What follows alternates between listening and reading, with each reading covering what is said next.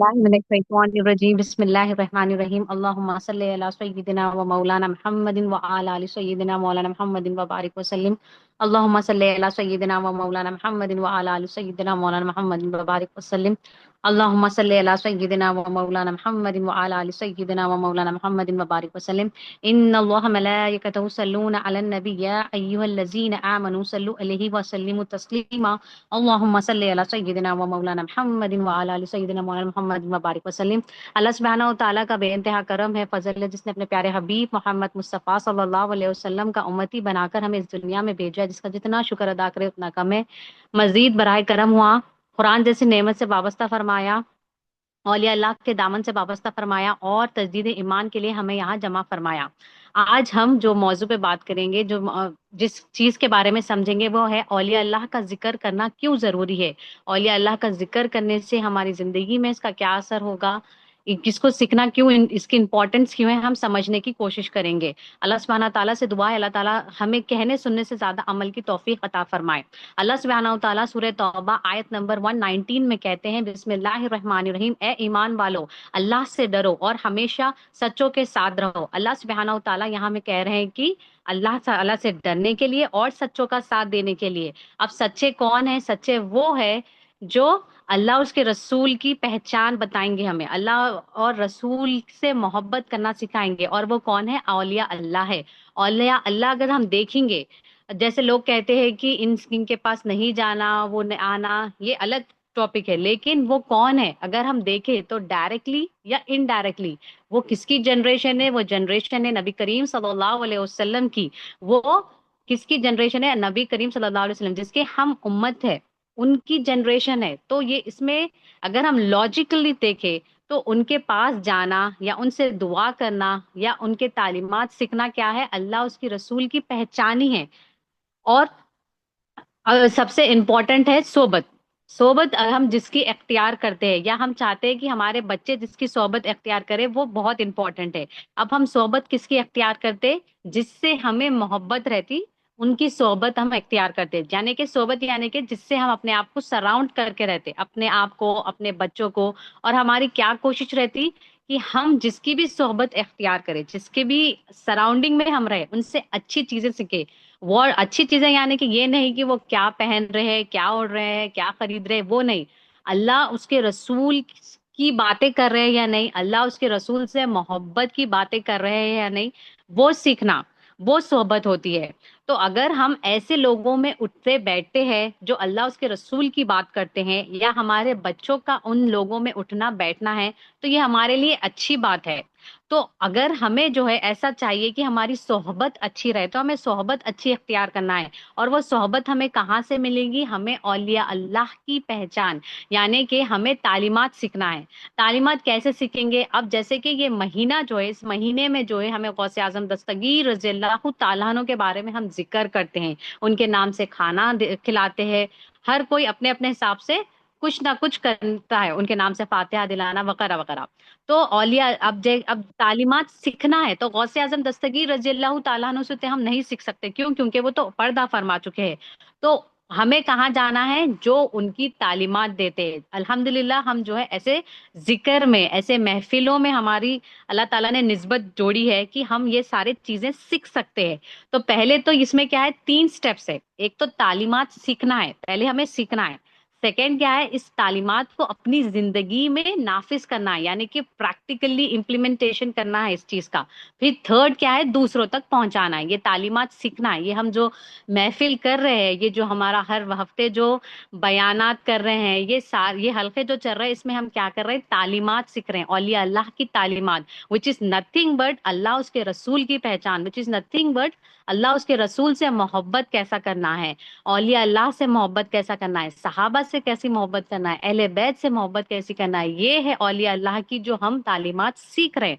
अल्लाह ताला हमें इसकी तौफीक दे, इस पे अमल करने की तौफीक दे। अब सेकेंड जो पॉइंट है, तालीमात को अपनी जिंदगी में नाफिज करना है, जो इम्प्लीमेंटेशन करना है। जब हम नाफिज कर लेते हैं, अब देखिए नफ्स और शैतान हमारा डायरेक्टली दुश्मन है, तो हमेशा हमारे दिल में वसावस डालने की कोशिश करता। जब हम सीख लेते, उस पर अमल करने की कोशिश करते, तो क्या करता? वो हमें भटकाने की भी कोशिश करता कि वी आर समथिंग नाउ, कि हम सुपीरियर हैं, हम ان سے اچھے ہے، ہم ان سے بہتر ہے، ہم نے یہ چیز سیکھ لی ہے، وہاں پہ اس کو بھی ہمیں دیکھنا ہے کہ جب ہم سیکھ رہے تو ہماری زندگی میں جب اس چیز کو لا رہے تو ہمارا نفس یا میں تو نہیں آ جا رہی، اور دوسروں تک جب پہنچا رہے تو کس طریقے سے پہنچانا، اس طریقے سے پہنچانا جیسے نبی کریم صلی اللہ علیہ وسلم، جب نبی کریم صلی اللہ علیہ وسلم جب صحابہ دین کو پھیلاتے تھے، ان سے یہ نہیں کہتے تھے کہ تم نماز پڑھو، تم روزہ رکھو، وہ ان کے اخلاق کو دیکھ کے ایمان لاتے تھے، ان کے اخلاق اتنے اچھے تھے۔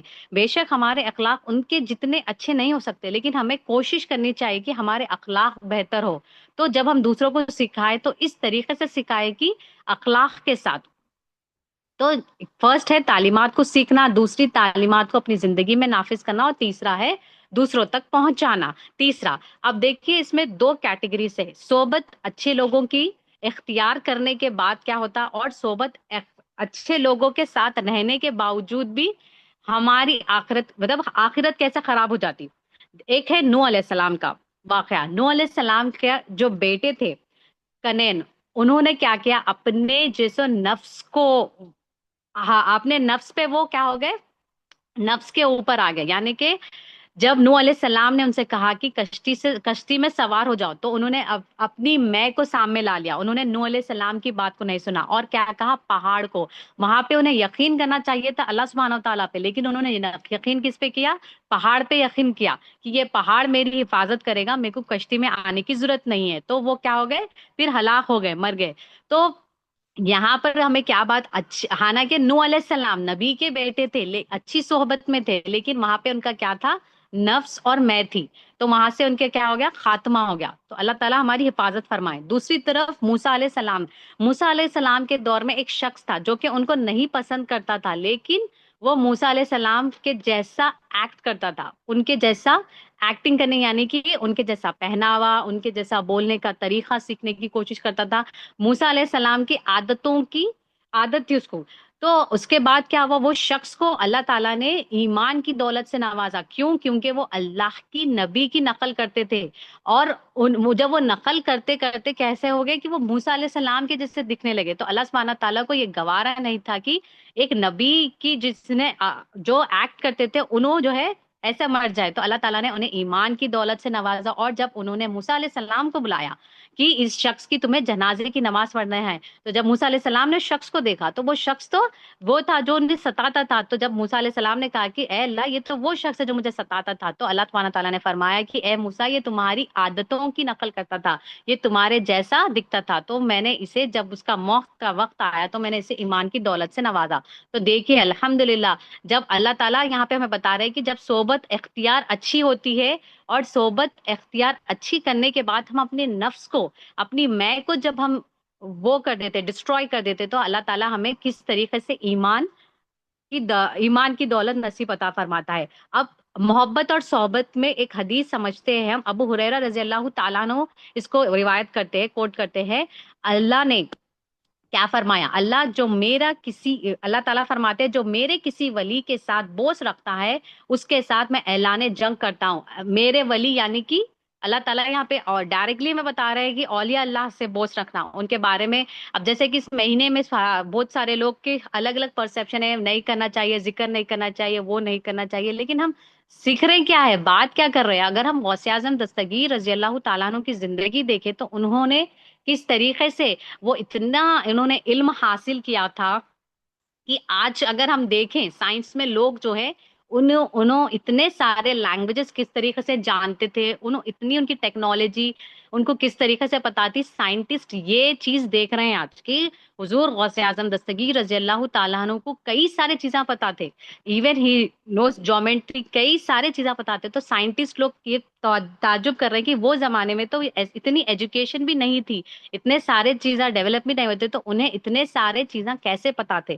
تو علم کا ان کے پاس علم کا خزانہ تھا، ویسے کہہ سکتے ہیں ہم، تو اتنے سارے چیزیں انہوں نے سیکھے تھے، اور ان کا ہم ان کا ذکر کر رہے ہیں، یعنی کہ ان کے ذکر سے ہم کیا حاصل کر رہے ہیں، اللہ اس کی رسول کی پہچان حاصل کر رہے ہیں، اللہ اس کے رسول سے کس طریقے سے ہم بہتر طریقے سے محبت کرتے ہیں، وہ ذکر ہے۔ کیوں؟ کیونکہ اولیاء اللہ کون ہے، اولیاء اللہ جو ہے نبی کریم صلی اللہ علیہ وسلم کی وارثین ہے، جنریشن ہے، تو اسی لیے ہم ان سے یہ سیکھ رہے ہیں۔ پھر اس کے بعد ابو ہریرہ رضی اللہ تعالیٰ عنہ اس حدیث کو روایت کرنے کے بعد آگے کیا کہتے ہیں کہ مسلسل جو اللہ سبحانہ تعالیٰ کے فرائض کی پابندی کرتا ہے، فرائض کی پابندی کرنا ہے، نوافل کی پابندی کرنا ہے، اور میرا خلب حاصل کرنا ہے، یعنی کہ فرائض یعنی کہ کلمہ، نماز، روزہ وغیرہ، اس کو ہمیں اللہ تعالیٰ کی رضا کے لیے کرنا ہے۔ پھر اس کے بعد نفافل یعنی کہ ذکر وغیرہ جو ہمیں ملے ہیں تعلیمات،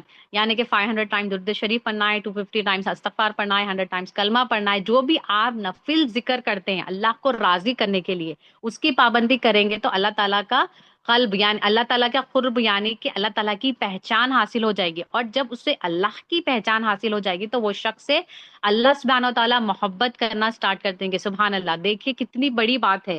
پہلے ہمیں کیا کرنا ہے؟ فرائض کی پابندی کرنا ہے، پھر نفافل کی پابندی یعنی کہ کنسسٹنسی، چاہے جو ہو جائے، ہمیں چاہے کچھ بھی کام ہو، ہمیں جو ہے یہ چیزوں کو ترجیح دینا ہے۔ نماز ہمیں پڑھنا ہے اللہ کی رضا کے لیے، ہر چیز کرنا ہے اللہ کی رضا کے لیے، تو اللہ تعالیٰ کی محبت حاصل ہوگی۔ پھر اس کے بعد ہمارے ناک، کان، ہاتھ، پیر سب اللہ بن جائے، اللہ تعالیٰ جو ہے اس سے ہر وہی کام کرائیں گے جو اچھا کام ہے، جو اللہ اس کے رسول کو پسند ہے، وہ کام کرائیں گے۔ اور اللہ تعالیٰ ایک وقت پہ سوچیں گے۔ اب ہم سوچیں گے کہ اللہ تعالیٰ کب مطلب اللہ تعالیٰ کو کیوں سوچنا پڑے گا؟ سوچنے کا کام تو انسان کا ہے۔ کب سوچیں گے؟ جب اس شخص کو جب موت کا وقت آئے گا تو اللہ تعالیٰ موت دینے کے لیے شخص کو سوچیں گے۔ تو اللہ تعالیٰ جب کسی سے محبت کر لے گا تو ایسی اللہ تعالیٰ جو ہے اس کو جب موت دینے کے لیے سوچے گا، تو دیکھیے اللہ تعالیٰ، ہاں اللہ تعالیٰ کرے کہ ہم بھی ایسے بنے، ہم بھی کوشش کریں کہ ہم جو اللہ تعالیٰ کے فرائض ہے، جو نماز کی پابندی ہے، روزے کی پابندی ہے، ذکر کی پابندی ہے، کچھ بھی کتنے بھی بزی رہے ہم ٹائم نکالے۔ اب اولیاء اللہ کا ذکر جو ہے قرآن سے بھی حاصل ہے۔ اب سورہ کہف میں اللہ سبحانہ و تعالیٰ نے جو ہے 3 اولیاء کا ذکر کیا ہے۔ فرسٹ ہے اصحاب کہف، یہ ایک جماعت ہے۔ سیکنڈ ہے خضر علیہ السلام کا واقعہ، اور تھرڈ ہے حضرت ذوالقرنین رضی اللہ تعالیٰ عنہ کا۔ ہم ٹائم کے حساب سے صرف اصحاب کہف کا ہی، یہ جماعت ہے، ان کا ہی ذکر کریں گے، اور چند باتیں غوث اعظم دستگیر رضی اللہ تعالیٰ عنہ کے بارے میں کر اس کو وائنڈ اپ کر دیں گے۔ اب اصحاب کہف کی یہ جو جماعت ہے، یہ عیسیٰ علیہ السلام کی امت کے اولیاء ہے، عیسیٰ علیہ السلام کی امت کے اولیاء۔ تو ہم جس کا ذکر کر رہے ہیں وہ ہمارے پیارے محمد صلی اللہ علیہ وسلم کے امت کی اولیاء ہے۔ کون؟ غوث اعظم دستگیر رضی اللہ تعالیٰ عنہ۔ تو ان کا مقام اس طریقے سے ہے کہ اللہ نے انہیں سورہ کہف میں، قرآن میں انہیں مینشن کیا، تو ہم اندازہ لگا ہی نہیں سکتے کہ غوث اعظم دستگیر رضی اللہ تعالیٰ عنہ کا کیا مقام ہے۔ تو اصحاب کہف جو ہے ایک جماعت ہے، اور یہ جماعت جو ہے ایک غار میں چھپ گئی تھی۔ کیوں چھپ گئی تھی؟ جب وہاں کے جو کنگ تھے وہ دور میں، وہ ایک برا شخص تھا، وہ جو ہے جو اللہ کو ناپسند ہے وہ کام کرنے کو کہتا تھا، وہ بت پرستی کرتا تھا۔ تو اپنے ایمان کی حفاظت کے لیے یہ اصحاب کہف کی یہ جو جماعت ہے، یہ لوگوں نے کیا کیا، یہ اولیاء نے کیا کیا کہ وہ اپنے آپ کو ایک غار میں چھپا لیے، اور ان کے ساتھ ایک کتا بھی تھا۔ اور یہ قرآن میں مینشن ہے کہ یہ جب کتا جو ہے قیامت کے دن، یہ کتے کو اللہ تعالیٰ ایک انسانی شکل دیں گے، اور یہ جماعت کے ساتھ وہ جنت میں داخل ہوگا۔ سبحان اللہ، دیکھیے یہ کتے کی اللہ تعالیٰ نے کس طریقے سے مطلب نہ یہ نماز پڑھتا تھا، نہ یہ روزہ رکھتا تھا، نہ یہ کچھ اچھے کام کرتا تھا، کیونکہ وہ ایک تو انسان ہی نہیں تھا، ایک جانور تھا، لیکن اللہ تعالیٰ اسے جنت میں داخل کریں گے۔ کیوں؟ کیونکہ وہ اللہ کے اولیاء سے محبت کرتا تھا۔ پھر اس کے بعد کی اصحاب کہف کے جو جماعت ہے، جب وہ کہاں پر چلے گئے، وہ ایک غار میں جب چلے گئے، تو اس کے بعد وہ کیا ہوا، وہ سو گئے تو اللہ سبحانہ تعالیٰ نے ان کی کس طریقے سے پرورش کری، کس طریقے سے حفاظت کری۔ وہ 300 سال سوتے رہے، 300 سال سونے کے بعد، اس کے بعد وہ 300 سال اٹھنے کے بعد، اب کوئی شخص 300 سال سونا یعنی کہ اس کے بال بڑے ہو جانا، ان کے ناخن بڑے ہو جانا، کیسی حالت ہو جائے گی۔ لیکن ان کی حالت کیسی تھی؟ صرف وہ ایسا لگ رہا تھا وہ کوئی رات یا دن سوئے۔ پھر اس کے بعد وہ جب اٹھے تو انہیں بھوک لگی تو وہ باہر آئے تو ان کے پاس تو وہ ٹائم کی کرنسی تھی جو 300 سال پہلے تھی۔ اب 300 سال بعد باہر آئے، اب یہاں پر جو ہے باہر آنے کے بعد اب وہ کرنسی جب انہوں نے لوگوں کو مطلب خریدنے کے لیے بتائی تو وہ لوگ تو سمجھے یہ تو کوئی خزانہ ہے. پھر اس کے بعد وہ اب 300 سال کے بعد تو وہ تو راجا نہیں تھے، دوسرے راجا تھے جو کہ بہت ایمان والے تھے، بہت اچھے تھے. اور انہیں ایک پریشانی ستا رہی تھی. وہ پریشانی کیا تھی کہ ان کے جو لوگ ہیں، جو ان کے فالوورس ہیں وہ کنگ کے، وہ لوگ جو ہے قیامت کے دن پر ایمان نہیں لا رہے. کیا نہیں لا رہے کہ قیامت کے روز اللہ تعالیٰ تمہیں پھر سے پیدا نہیں مطلب اٹھائے جائیں گے، قیامت کے دن پھر سے اٹھائے جائیں گے. تو لوگ یہ بات پہ یقین نہیں کر رہے بول کے انہیں ایک فکر ستائی جا رہی تھی. تو اس کے بعد یہ لوگ، یہ جماعت، یہ اولیاء 300 سال کے بعد جب اٹھے اور یہ کرنسی کی وجہ سے ان کو جو ہے وہ راجا کے سامنے لایا گیا. تو جب انہوں نے بتایا کہ وہ جو ہے یہ آپ تو راجا نہیں تھے، دوسرے راجا تھے، تو وہ پورا جب واقعہ معلوم ہوا کہ وہ 300 سال سو گئے تو لوگوں نے ایمان لائی اس بات پہ کہ وہ قیامت کے روز اٹھائے جائیں گے. پھر اس کے بعد کیا ہوا کہ وہ واپس سے چلی گئی جماعت، وہ اولیاء واپس سے جا کر وہ سو گئے اور اللہ تعالیٰ نے انہیں پردہ فرمایا. ان کا انتقال ہو چکا تھا، اس کے بعد ان کا انتقال ہو گیا. تو دیکھیے کہ اللہ تعالیٰ جو ہے اپنی اولیاء کی کس طریقے سے حفاظت کرے. 300 سال وہ وہاں پر رہے اور اللہ نے ان کی حفاظت بھی کری، ان کی پرورش بھی کری اور انہیں کچھ بھی نہیں ہوا. تو یہ عیسیٰ علیہ السلام کی امت کا اولیاء تھے. تو ان کا اللہ تعالیٰ نے اس میں اپنا ہمیں بتایا ہے. تو اگر ہم غوث اعظم دستگیر رضی اللہ تعالیٰ عنہ کا ذکر کرتے ہیں تو یہ ایسا نہیں ہے کہ کچھ ہم نئی چیز کر رہے ہیں. قرآن اور حدیث میں یہ چیزیں ثابت ہے کہ اللہ کے اولیاء کا ذکر کرنا ہے. پھر اس کے بعد سورہ کہف کو جو ہے، سورہ کہف ہمیں پڑھنا چاہیے. جیسے کہتے ہیں کہ جمعے کو پڑھنا چاہیے. اور اس کے جو فرسٹ 10 آیتیں اگر کوئی شخص اسے یاد کر لیتا ہے، اس میں یہ سورہ کا بہت طویل ہے، بہت ڈیٹیلز ہے، اس میں ہمیں بہت کچھ سیکھنے کو ملتا ہے کیونکہ اللہ نے اس میں 3 اولیاء کا ذکر کیا ہے. اور جو شخص جو ہے 10 آیتیں یاد کر لیں گا، اللہ نے اس شخص کو کیا کہا، وہ دجال کے فتنے سے محفوظ رہے گا جو شروع کے 10 آیتیں یاد کر لے گا. تو ہمیں کوشش کرنی چاہیے کہ ہم یہ آیتیں یاد کر لیں. اب غوث اعظم دستگیر رضی اللہ تعالیٰ عنہ کے ذکر زندگی کے بارے میں کچھ باتیں بول کے میں ختم کر دیتی ہوں. غوث اعظم دستگیر رضی اللہ تعالیٰ عنہ کے جو فادر تھے ان کا نام تھا سید موسیٰ رضی اللہ تعالیٰ عنہ. اور ان کا جو کنیت تھی، کنیت یعنی کہ اسپیسیفک، اگر ابو رہا تو دیٹ از فرام فادر، اگر میں رہا یعنی کہ رہا تو دیٹ از فرام مدر. تو ابو صالح ان کے فادر سے انہیں ابو صالح کنیت ملی تھی اور ان کا لقب کیا تھا، جنجو دوست. تو پورا نام کیا ہوا غوث اعظم دستگیر رضی اللہ تعالیٰ عنہ کے فادر کا، سید موسیٰ ابو صالح جنجو دوست رضی اللہ تعالیٰ عنہ. اور آپ جو ہے کس کے گرینڈ سن تھے، میٹرنل سائٹ سے آپ جو ہے امام حسین رضی اللہ تعالیٰ عنہ کے گرینڈ سن تھے. اور اگر پیٹرنل یعنی کہ فادر سائڈ سے دیکھے تو آپ جو ہے امام حسن رضی اللہ تعالیٰ عنہ کے گرینڈ سن تھے.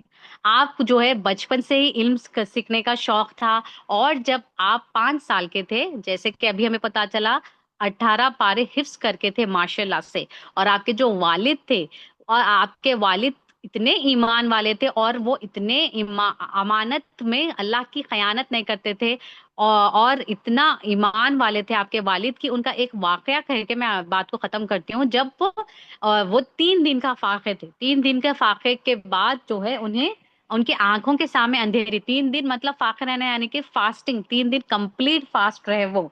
تو اس کے بعد کیا ہوا، ایک سیب بہتا ہوا آیا پانی میں نہر کے ساتھ. تو وہ کیا کرے، اس کو کھا لیے. کھا لینے کے بعد ان کو ریئلائز ہوا، لیکن وہ اللہ کی طرف سے ہی تھا، ٹھیک ہے. اب وہ جب وہ کھا لیے تو ان کو ریئلائز ہوا کہ یہ تو کسی کی امانت تھی، میں تو خیانت کر دیا. پھر اس کے بعد وہ نہر کے پیچھے پیچھے گئے، وہ نہر کہاں سے آ رہی تھی. پھر اس کے بعد انہیں ایک باغ نظر آیا، پھر وہاں پر وہ ملے حضور غوث اعظم دستگیر رضی اللہ تعالیٰ عنہ کے نانا سے، جو کہ سید عبداللہ سومی رضی اللہ تعالیٰ عنہ تھے. پھر انہوں نے پورا واقعہ بتایا کہ میں آپ کے ایک جو ہے آپ کے جو فارم ہے وہاں سے ایک سیب بہتا ہوا نہر کے ساتھ آیا تو میں اس کو کھا لیا. تو اس کے بعد آپ نے کہا، جو غوث اعظم دستگیر رضی اللہ تعالیٰ عنہ کے نانا تھے، انہوں نے کہا کہ آپ کو 2 میری شرطیں ماننی ہوں گی. ایک شرط، دوسری شرط پورے کرنے کے بعد، ایک تو آپ کو میرے پاس کتنے کی سال کام کرنا ہے، اس کے بعد میں دوسری شرط بتاؤں گا. دیکھیے صرف ایک سیب کھانے پر وہ راضی ہو گئے. حالانکہ وہ کہہ سکتے تھے کہ ایک ہی تو سیب کھایا، لیکن وہ پھر بھی میں نے ان کی ایمان کی کیفیت دیکھے ہم کہ کتنی تھی کہ ان کو اتنا وہ ہوا کہ میں نے کسی کی امانت میں خیانت کر دی، میں نے کچھ کر دیا، انہیں کتنا ڈر تھا اللہ تعالیٰ سے، دیکھیے کہ وہ راضی ہوئے اس بات پر کہ وہ کام کریں گے، کام کیا، پھر اس کے بعد دوسری شرط کی جب باری آئی، تو انہوں نے بتایا کہ تمہیں میری بیٹی سے، آپ کو میری بیٹی سے نکاح کرنا ہوگا، جو کہ کان، ہاتھ، پیر، یہ سب جو ہے ان کا نہیں ہے، وہ کان سے بہری ہے، آنکھ سے اندھی ہے، منہ سے گونگی ہے، اور ہاتھ پیر بھی ان کے نہیں ہے۔ تو وہ مان گئے، پھر نکاح ہوا، نکاح ہونے کے بعد وہ جب گھر گئے تو انہوں نے کیا کہا، اب میں سلام کروں، سلام کرنے پر انہیں خیال آیا کہ وہ تو گونگی ہے، وہ تو جواب کیسے دے گی، پھر بھی انہوں نے کہا کہ حضور کی سنت ہے سلام کرنا ہے جب ہم گھر جاتے ہیں۔ تو جب انہوں نے سلام کیا تو وعلیکم سلام کا جب انہیں جواب آیا تو وہ اتنی تیز رفتار سے بھاگے کہ ان کے سر مبارک پہ مار پڑ کے خون نکلنے لگا۔ تو وہ پھر واپس انہوں نے سوچا کہ آلریڈی میں اتنے سالوں سے ایک سیب کھانے کی وجہ سے جو مجھے مطلب سزا نہیں، وہ جو میں کر رہا ہوں اب وہ اور طویل نہیں ہو جانا بول کر وہ واپس سے گئے کے کہا کہ میں کسی اور کے شاید گھر چلے گیا تھا۔ تو وہاں پہ انہوں نے کہا کہ نہیں، وہ میری ہی بیٹی ہے۔ کیوں میں نے اس لیے کہا کیونکہ وہ جو ہے وہی کہتی ہے، وہی سنتی ہے، وہی کرتی ہے جو اللہ اس کے رسول کو پسند ہے، ماشاء اللہ۔ تو اللہ تعالیٰ کے جو غوث اعظم دستگیر رضی اللہ تعالیٰ عنہ اتنے مبارک ماں باپ کے بیٹے تھے کہ ان کے اندر اللہ اس کے رسول کی اتنی محبت تھی کہ وہ اللہ اس کے رسول سے اتنی محبت کرتے تھے کہ ان کو جو ناپسند تھا وہ انہیں ناپسند تھا۔ تو اگر ہم اس مہینے ذکر، ہمیں تو زندگی بھر ذکر کرنا ہے ان کا، اگر ہم ذکر کر رہے ہیں تو ہمیں اس سے ڈرنے کی ضرورت نہیں ہے۔ اور آپ کو اللہ تعالیٰ کے پیارے حبیب نے کیا کہا کہ آپ امام الاولیاء ہے، جیسے کہ امام الانبیاء نبی کریم صلی اللہ علیہ وسلم کو کہا جاتا ہے، اسی طریقے سے امام الاولیاء حضرت غوث اعظم دستگیر رضی اللہ تعالیٰ عنہ کو کہا جاتا ہے۔ اور معراج کی رات کو آپ کے قدم جو ہے نبی کریم صلی اللہ علیہ وسلم کے قدم مبارک آپ کے پیٹ پہ تھے۔ تو آپ کو کہا کہا گیا کہ آپ کا جو قدم مبارک ہے تمام اولیاء پہ اللہ تعالیٰ کے پیارے حبیب نے ارشاد فرمایا، تو یہ مقام ہے جو، تو اگر ہم ان کا ذکر کر رہے ہیں تو ہمیں ہم جو ہے، ہمیں ذرا بھی ڈرنے کی ضرورت نہیں ہے، کیونکہ ہم جو ذکر کر رہے ہیں وہ قرآن اور حدیث سے ثابت ہے۔ اسی سے میں اپنے بات کو ختم کرتی ہوں، اللہ تعالیٰ سے دعا کرتی ہوں کہ اللہ تعالیٰ ہمیں کہنے سننے سے زیادہ عمل کی توفیق عطا فرمائے، اس میں جو بھی غلطی ہو معاف فرمائے۔ اللهم صل على سيدنا مولانا محمد وعلى ال سيدنا مولانا محمد وبارك وسلم برحمتك يا ارحم الراحمين والحمد لله رب العالمين۔